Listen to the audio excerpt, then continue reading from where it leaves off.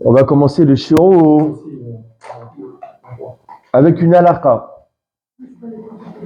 Si, c'est Pessah, halakha, il y a un peu de tout. C'est un halwad grave. On dit dans le tour, dans le siman tal, Tav Lamed, il ramène comme cela. Shabbat, je l'ai fini à Pessah. Donc le Shabbat avant Pessah, donc ce Shabbat qui arrive.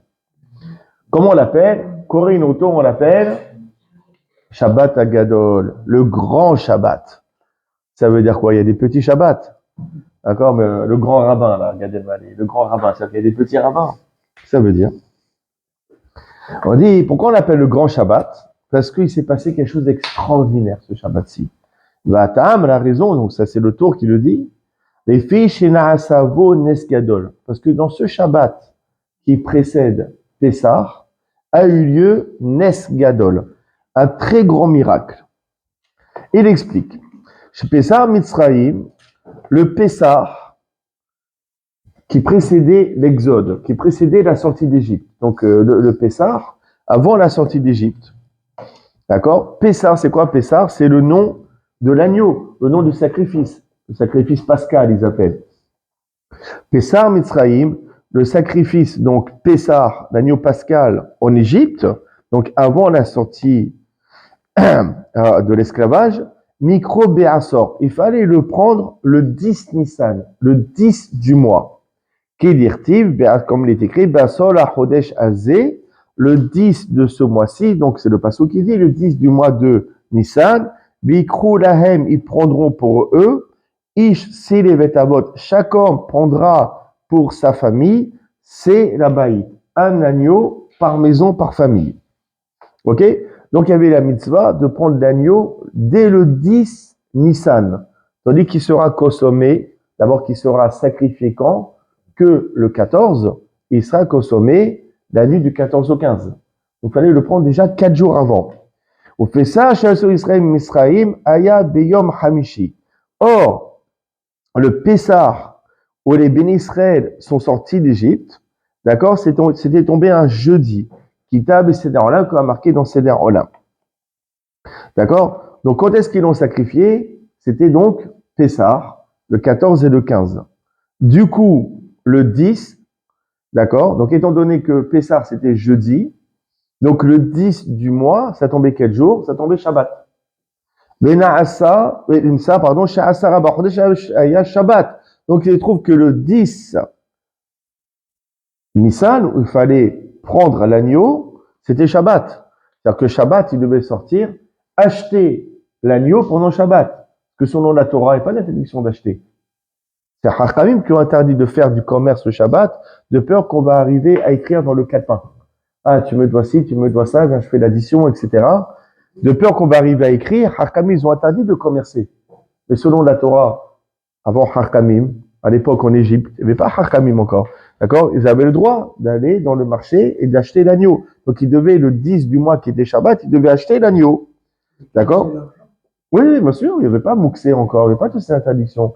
Il n'y avait pas Mouxé, il n'y avait pas tout cela, il n'y avait pas l'interdiction de Mekar, même carte de commerce. C'était que du pur Torah, quoi. Il n'y avait même pas, même pas la Torah encore, Bichlal, hein. D'accord? C'est ça. D'accord? Donc c'était ça. Donc, donc chacun il a acheté un agneau pour son Pessah. Les kachar auto mittato, ils l'ont attaché au pied du lit. Pendant, il fallait le garder, tu ne peux pas laisser le balader à la maison, l'agneau. Donc il était attaché au pied du lit pendant 4 jours. Maintenant les gens ils entendent, il y a des agneaux dans les maisons des Juifs. Veshalou à Mitzrayim, et les Égyptiens ils entendent les agneaux dans les maisons. Et ils disent, la mazélachem, pourquoi vous faites ça? Pourquoi chez vous, les Hébreux, il y a des agneaux accrochés au pied du lit? Et attention, les agneaux, c'était une divinité en Égypte. C'est important de préciser, c'est-à-dire qu'on a attaché, c'est-à-dire qu'on a maltraité une de leurs divinités. Maintenant, le type, il vient, il dit, pourquoi mon Dieu, il est accroché à votre lit? C'est flippant, hein?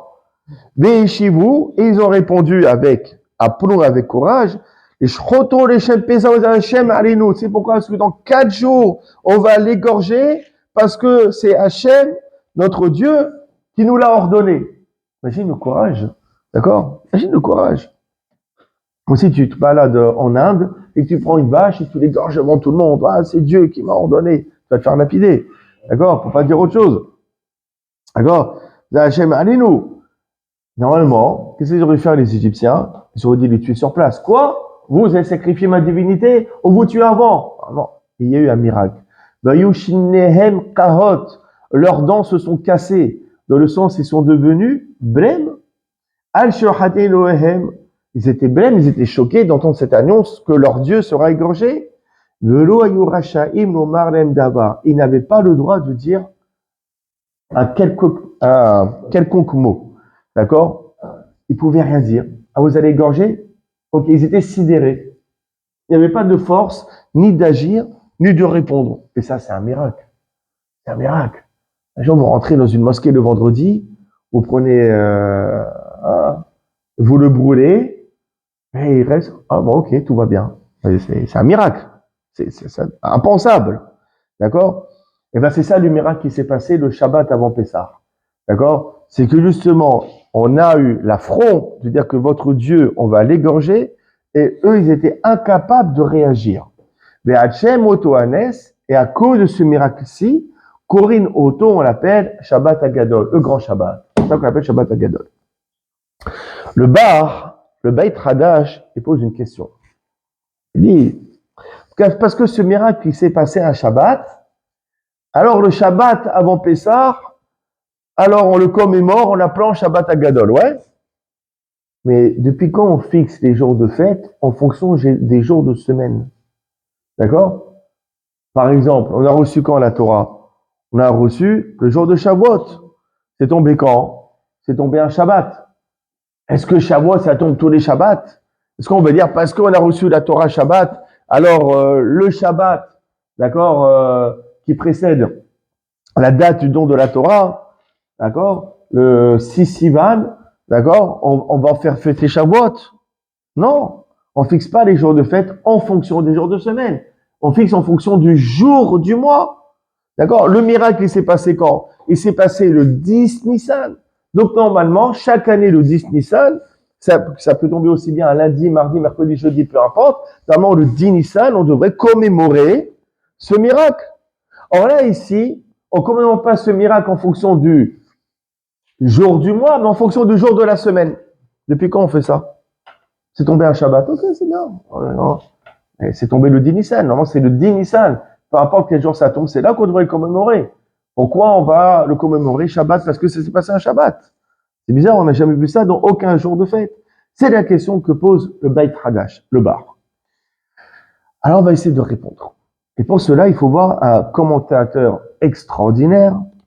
C'est le Noda Beouda, son commentaire sur le Talmud qui s'appelle le Tzlach. Celui qui veut commencer à étudier les commentaires sur le Talmud, je conseille d'étudier 2 commentaires. C'est le Rashba, parce que le langage il est très clair, et le Tzlach. Le Tzlach, c'est magnifique. C'est écrit par l'auteur du Noda Beouda. Il dit comme cela. Il dit déjà pourquoi ils avaient cette mitzvah de prendre un agneau. Pourquoi ils avaient cette nécessité? Il dit que le fait de prendre l'agneau, c'est une manière pour les bénis Israël de se défaire de l'idolâtrie. Le fait de marquer qu'ils ne considèrent plus cet agneau comme un dieu. Comme il est écrit, le verset dit ainsi, Mishkrou, tirez l'agneau, ou krou lachem et prenez pour vous, justement, Tson, Mishpachotechem, semez du bétail pour vos familles, Meshachatou à Passar, et vous égorgerez l'agneau pascal. Pourquoi cette expression Mishkrou, tirer l'agneau? Pourquoi tirer l'agneau? Prenez un agneau, égorgez-le. Pourquoi marquer Mishkrou, tirer? Ça veut dire Mishkrou, ça veut dire retirer. Retirez vos mains de l'Avodazara. Retirez vos mains de l'idolâtrie. Mishkrou yedechem Avodazara. Mishkrou, retirez vos mains de l'idolâtrie et soyez courageux, prouvez-le, égorgez cet animal que vous avez considéré pendant des années comme une divinité. Il explique le Tzlach quelque chose d'extraordinaire. Et je vous lis dans les mots. Dans l'exil en Égypte, les Hébreux n'avaient même pas un éveil de Teshuvah. Ils n'avaient aucune envie de faire Teshuvah. Même l'idée d'une teshuva ne leur a jamais traversé l'esprit. Pourquoi? Parce que leur âme était plongée, était engloutie dans l'impureté de l'Égypte. Et là, qu'ils avaient besoin d'une aide transcendante, d'une aide divine, qui est surnaturelle, leur âme, tu vois, pour les réveiller de la teshuva. Vous prenez quelqu'un, il est dans une boîte de nuit la plus dégueulasse qui existe au monde. Vous rentrez, vous faites amener là-bas un chaliar, un chabad avec les téfilines. Allez, teshuva, téfilines, nanana. Ils sont dans la débauche et dans la musique. Ils sont tellement dans la pureté que la teshuva, elle n'a pas sa place là-bas. D'accord? C'était pareil en Égypte. Ils étaient tellement plongés dans la pureté que l'idée de teshuva ne les a jamais, même pas effleurés. Bézira Mishko Okro, et Dieu leur donnait cet avertissement, ce commandement, Mishko Okro, de se défaire et de prendre l'agneau. Shimshechu Yadam Itumam Israël. Dieu leur ordonne que leurs mains se dégagent, rejettent l'impureté de l'Égypte. Une fois que les bénis Israël, ils ont eu ce courage de repousser cette impureté, de faire un geste, d'accord? Alors a commencé la Geulat HaNefesh. C'est quoi? La libération de l'âme, la libération de la personne. Ça sert à rien de sortir un peuple d'Égypte vers la Terre Sainte si l'esprit, il est encore ancré, il est encore esclave là-bas en Égypte. D'abord, ils avaient besoin de libérer psychologiquement, mentalement parlant, les Hébreux avant de les extirper physiquement de l'Égypte. D'accord? Et pour cela, il fallait qu'il y ait un geste. Il fallait quoi? Il fallait un ordre divin, on leur ordonne de se défaire de l'idolâtrie. Du fait que leur âme était engloutie dans les profondeurs des filets, des pièges de l'Égypte, ils n'avaient leur force de se défaire de cette impureté uniquement le jour du Shabbat Kodesh. Qu'est-ce qui leur a donné une force justement de pouvoir faire teshuva et se défaire de l'idolâtrie, c'est le Shabbat. C'est-à-dire que si ce n'était pas tombé un jour de Shabbat, ce fameux Nissan, jamais ils auraient eu cette force de prendre un agneau, de l'accrocher et de tenir tête aux Égyptiens. Impossible. Impossible. Inimaginable. C'était uniquement le Shabbat qui pouvait leur conférer cette force. Pourquoi? Chez Azira Lahem Aneshama Yetira, parce que Shabbat, ils ont une âme supplémentaire. Ils ont une Neshama Yetira. Ils ont cette âme supplémentaire qui pouvait leur donner la force de respecter ce commandement. Chez Azira la Neshama Yetira, cette Neshama, elle leur amène une lumière et les éclaire. Or, en semaine, cette âme supplémentaire, cette Neshama Yetira, elle retourne en haut.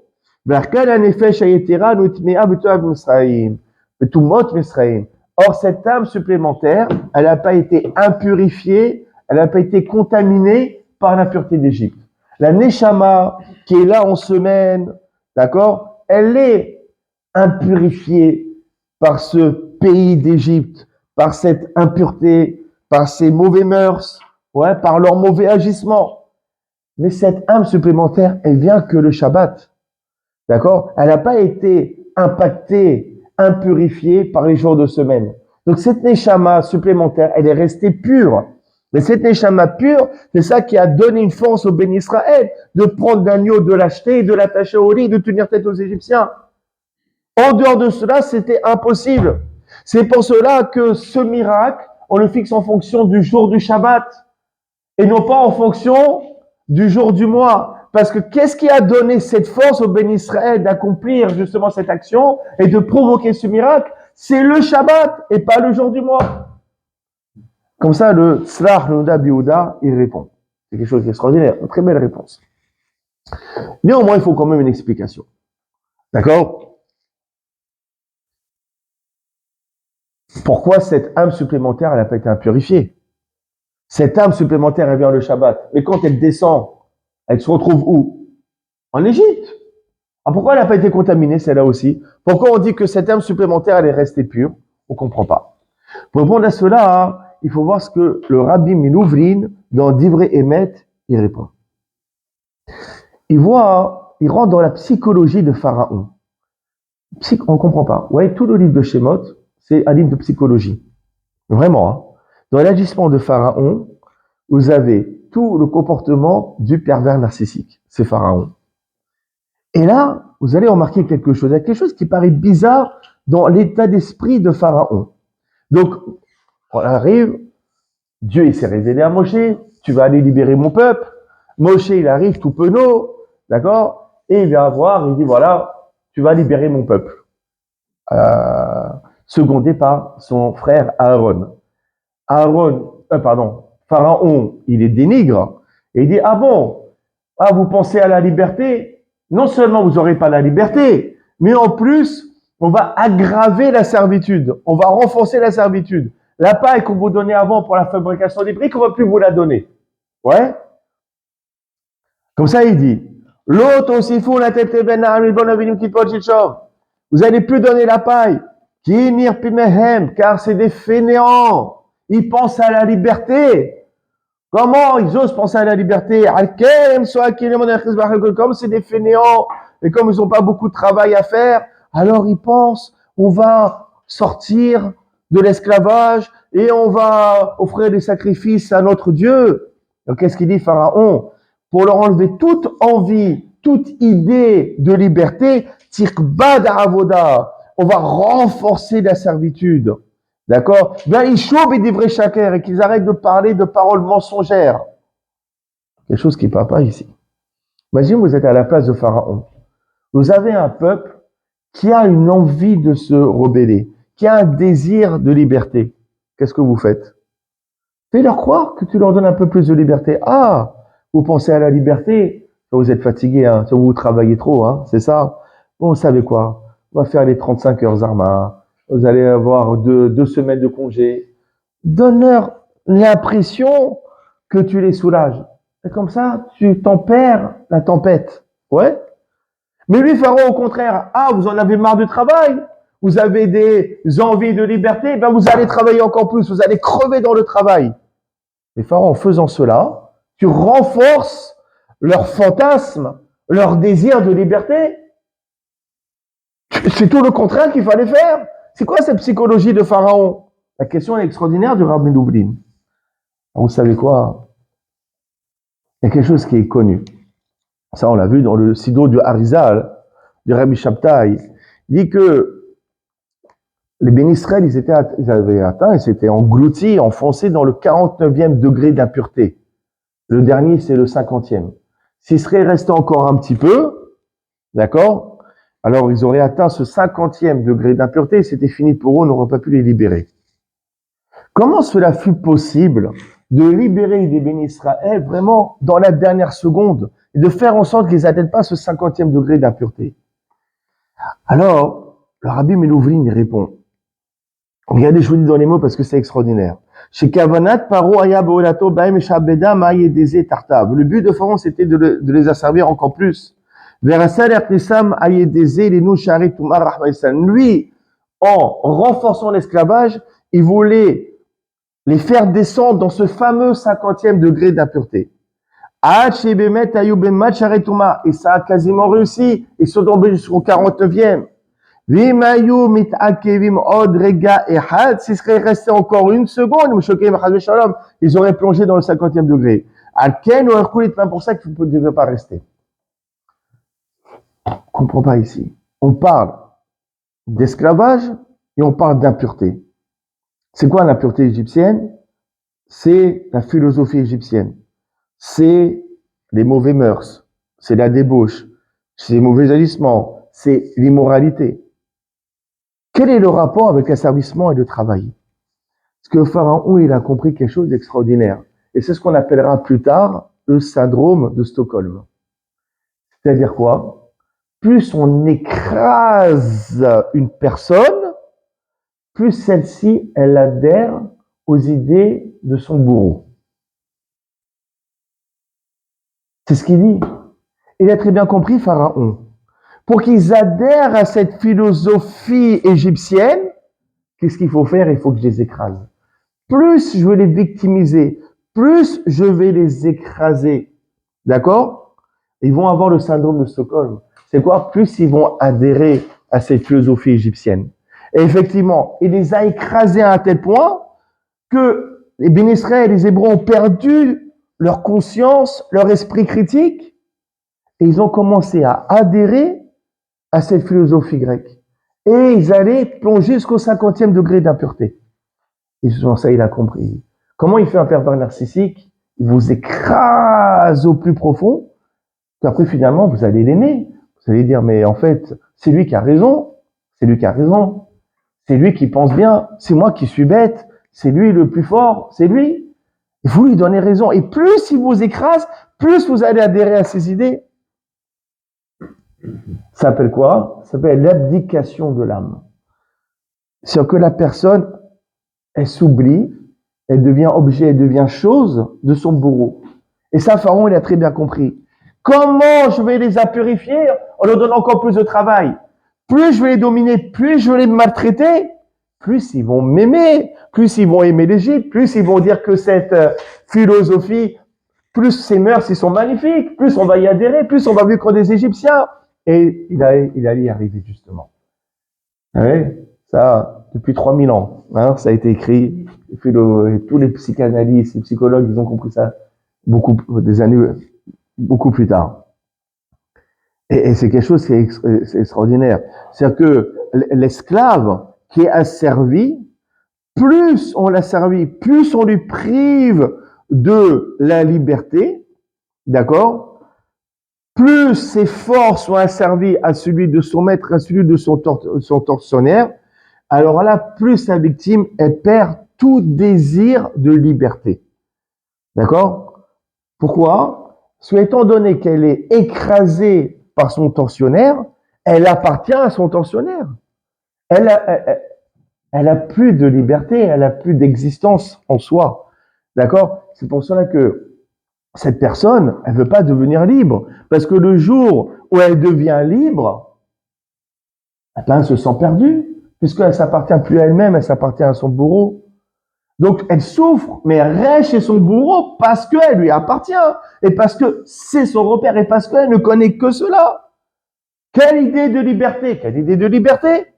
Qu'est-ce que je veux devenir? Je lui appartiens. Je sais même plus qui je suis. Tellement de fois, vous voyez des femmes battues. Comment ça se fait? RS. Ça y est, tu travailles, fais tes bagages, loue un studio, prends un avocat. Ça y est. Pourquoi tu restes? Non, parce que je suis perdu sans lui. Et je lui appartiens. Moi, tout seul dans un studio, mais qu'est-ce que je vais devenir? Je sais même plus qui je suis. Et je vois, ils ont très bien compris que plus on écrase la personne, plus la personne nous appartient, d'accord? Et plus on la fait adhérer à nos idées. Et ça, c'est ce que Pharaon, il avait compris. Et ça, on voit ça dans la paracha de Beit Hanan. Il y a marqué, Dieu vous a dispersé parmi les, et vous dispersera parmi les nations. Et vous allez servir des œuvres faites par les hommes, faites de bois et de pierre. Qu'est-ce que ça veut dire? Dit, vous allez servir l'idolâtrie. Pourquoi vous allez servir des œuvres humaines? Et dire, Rashi, mais chez Atem, le fait que vous allez servir leur adorateur, qui loue Atem Abdim on considère que vous servez leur divinité. Pourquoi? Oh, je sers des idolâtres. Pourquoi on considère que j'ai fait l'idolâtrie? Mais c'est très facile parce que c'est le début du cheminement. Si vous êtes esclave à des idolâtres, si vous êtes écrasé par eux, eh ben, à long terme, il y aura un travail mental qui fait que vous allez adhérer à leur idéaux. Vous allez adhérer à cette idolâtrie. Pour ça, quand je vous refais le coup de cours, vous commencez à passer le coup de balai là-bas à l'église, c'est fini. C'est fini. Si vous faites écraser, vous allez penser comme votre bourreau. Et si votre bourreau c'est un idolâtre, vous allez penser idolâtre. C'est automatique. Et comment il y a marqué? Marqué comme cela. Et c'est exactement ce qui s'est passé durant l'esclavage en Égypte. D'accord? Qu'est-ce qu'il a dit, Pharaon? Avan itrakemalo. Une expression qui est sonnaire. Agenions-nous. Soyons intelligents contre ce peuple. Pénirbe, parce que de peur qu'il va se multiplier. Et, vers la minaret, il va nous remplacer. Déjà, la thèse du grand remplacement. Déjà été dit là. Et comme il disait le grand rabbin de France, Le premier à avoir cette thèse du grand remplacement, c'était un méchant, c'est Pharaon. Donc c'est pas très bon. D'accord? Quelle idée il a eu, ce Pharaon? On va servir les enfants d'Israël avec dureté. Il a rendu leur vie amère avec un travail servile. T'as peur de ce peuple? Ben, vire-les, ou bien massacre-les. Pourquoi l'esclavage? Parce qu'il sait très bien qu'en les écrasant, il allait enlever leur âme et leur propre personnalité, leur propre psychisme et leur propre esprit critique. Ils allaient devenir des sujets parfaits. Ils allaient devenir des robots, qu'ils allaient faire que la volonté de Pharaon. Et c'est de ça le travail terrifiant, le calcul terrifiant et machiavélique de Pharaon. Et bien, attends, justement, parce que Pharaon, il a vu que malgré tous les efforts qu'il a investis pour les dominer, il voit qu'il y a deux qui viennent, Moshe et Aaron, et qui donnent des envies de liberté à ce peuple. Il a dit, ah, s'ils ont envie de liberté, c'est-à-dire qu'ils ont encore une conscience, qu'ils ont encore un esprit critique, c'est-à-dire qu'ils existent encore, je ne les ai pas écrasés suffisamment. Maintenant, on leur donne plus la paille. Ils vont crever encore plus, et comme ça, ils vont adhérer encore plus à mes idées. Et on voit que la stratégie de Pharaon, elle est extraordinaire. Elle est d'un machiavélisme, d'accord? Et d'un narcissisme qui est incroyable. Et comme ça, le rabbi de Louvrine, il explique. Et d'ailleurs, c'est ce qu'on dit dans la Haggadah. Dans la Haggadah, on dit ce fameux passouk. Les Égyptiens, ils nous ont fait souffrir. Ils nous ont donné un travail servi. Le Shla Kadosh, il explique quoi? C'est qu'on va on traduit par ils nous ont fait du mal. Mais non, Vaïro Otanu, si on traduit bien, c'est Asu Otanu Hayim. Ils nous ont rendu mauvais. Vaïro Otanu. Ils nous ont rendu mauvais. Qui nous a fait du mal, encore on peut pardonner. Mais ils nous ont rendu mauvais. Parce que à travers cette maltraitance, ils nous ont rendus comme eux. Parce que la victime adhère aux idéaux du bourreau. Et ça qui est le plus inacceptable, c'est qu'ils nous ont rendus comme eux. Et c'est ça qu'on ne peut pas pardonner justement aux Égyptiens. Extraordinaire, ce passage de Haggadah et ce commentaire du Shla Kadosh. Et justement, comment ils nous ont rendus mauvais? C'est la suite du verset. Ils nous ont asservis, ils nous ont écrasés, on est rendu leur chose, leur objet. C'est pour ça qu'on est devenu après comme eux. Forcément, on commence à penser comme eux. Le schisme fait que on n'a que le bourreau, c'est le seul repère. On peut pas penser autrement que lui, puisqu'il est tout pour nous. Comme ça qu'ils nous ont rendus mauvais, en nous écrasant. Toute la psychologie ici, vous l'avez en 5 mots dans un verset. C'est incroyable, c'est nifla. D'accord?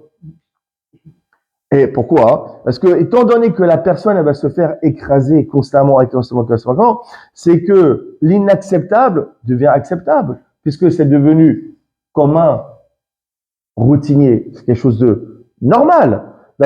Donc c'est un moyen de faire accepter l'inacceptable, puisque la victime ne va connaître que ça pendant toute sa vie.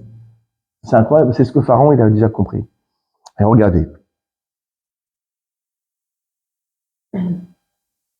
Maintenant, pourquoi cette âme de Shabbat, cette Neshama Yetira, elle est restée pure? Parce qu'on a déjà vu étudier dans le Shemot Rabbah que Moshe, lorsqu'il était prince d'Égypte, encore, il était jeune, il a demandé à Pharaon, il dit, moi, si les esclaves, là, les Hébreux, ils se reposent pas une journée, ils vont claquer entre tes doigts.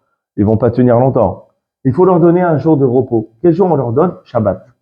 Donc, c'est-à-dire quoi? Que lorsqu'ils étaient esclaves en Égypte, ils travaillaient tous les jours, sauf le Shabbat. Ça veut dire quoi? C'est quelque chose qui est extraordinaire.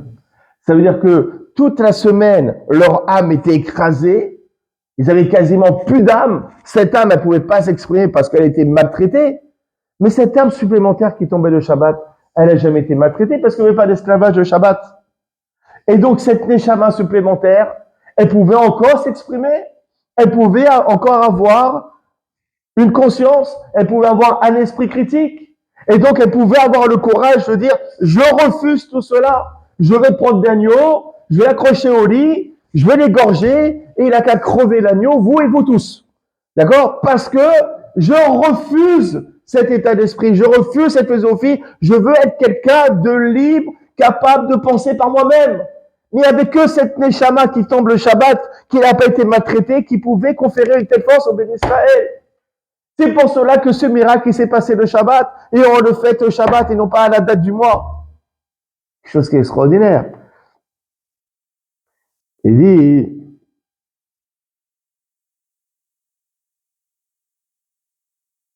et justement,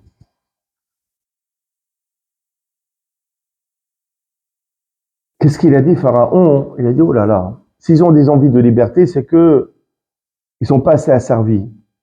Cette journée de repos de Shabbat, il faut leur enlever.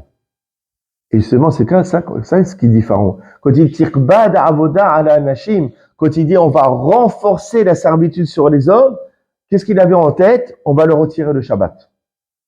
De sorte que même cette âme supplémentaire qui tombe le Shabbat, qu'elle soit aussi dégradée, souillée, maltraitée, et qu'elle ne puisse plus s'exprimer, et qu'elle ne puisse plus conférer un courage et une envie de liberté à ses Hébreux. Donc maintenant aussi, on va les faire travailler le Shabbat. Mais il n'a pas réussi. Il n'a pas réussi.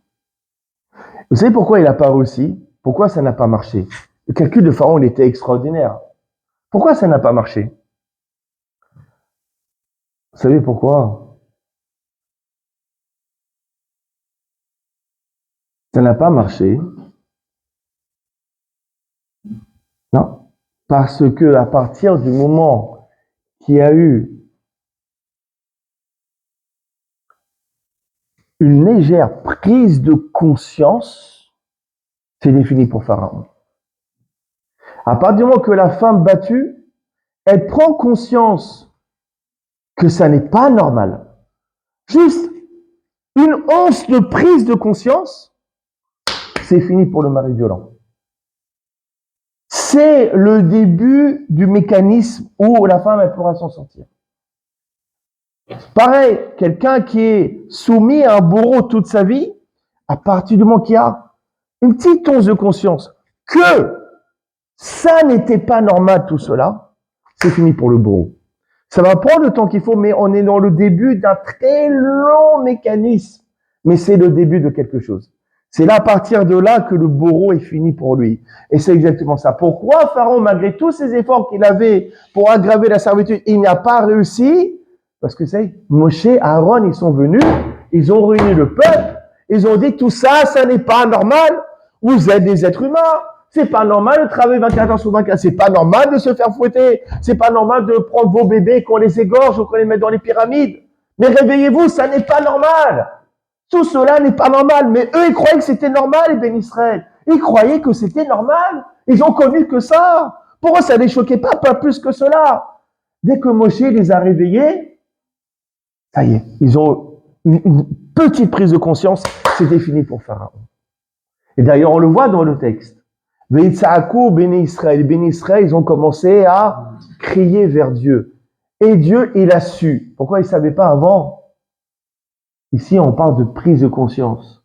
Tant que les bénis Israël n'avaient pas de prise de conscience de ce qui leur est arrivé, qu'Abiachol, même Akash Baruch Hu ne pouvait rien faire.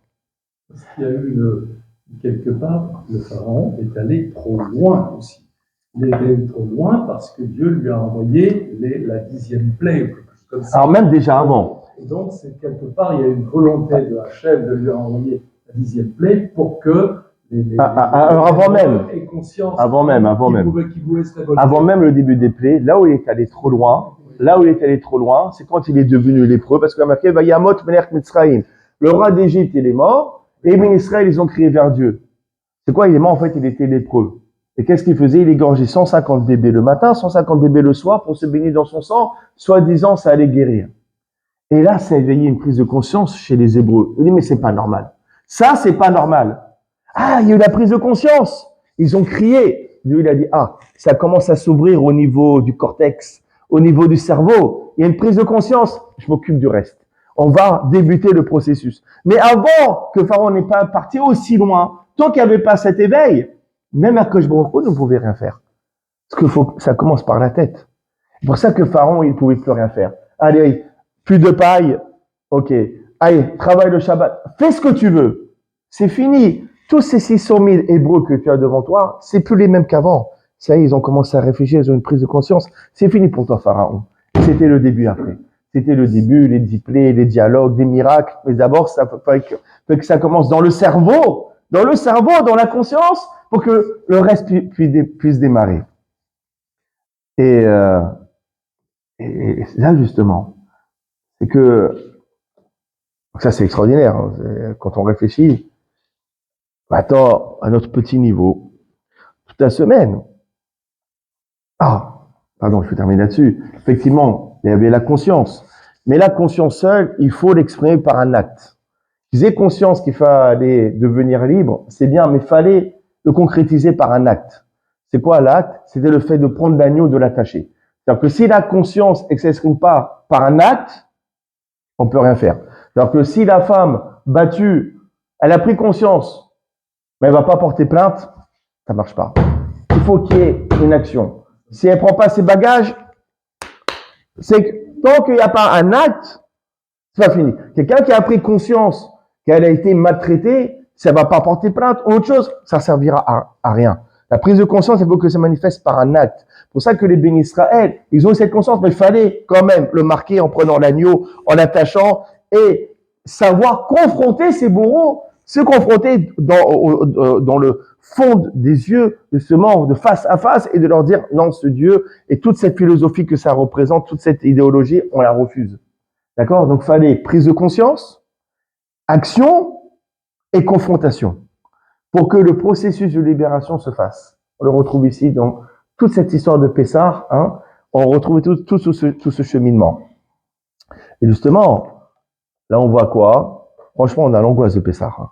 Une angoisse de fou, hein. Ça nous angoisse. Attends, faut dire la vérité, hein. Franchement, celui qui dit il est content qu'il y a 3 jours comme ça, c'est un mytho grave. Ça nous angoisse tous. Peut-être le plus grand des rabbins du monde, c'est Rama. 3 jours comme ça, samedi, dimanche, lundi, c'est une arsop grave, on est fatigué. Ouais. C'est bien, ouais, mais bon. Bon, maintenant, on dit Pessah, on dit la fête de la liberté. Ma femme, elle dit, c'est la fête de l'esclavage. Le ménage, les courses, la gala, c'est où la liberté? Hein? Oui, c'est la bagarre. Ah bon?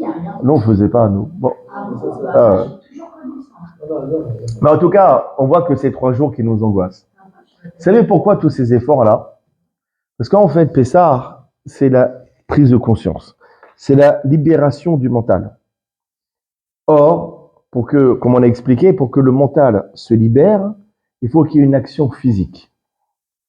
Or, qui dit action physique, dit un effort.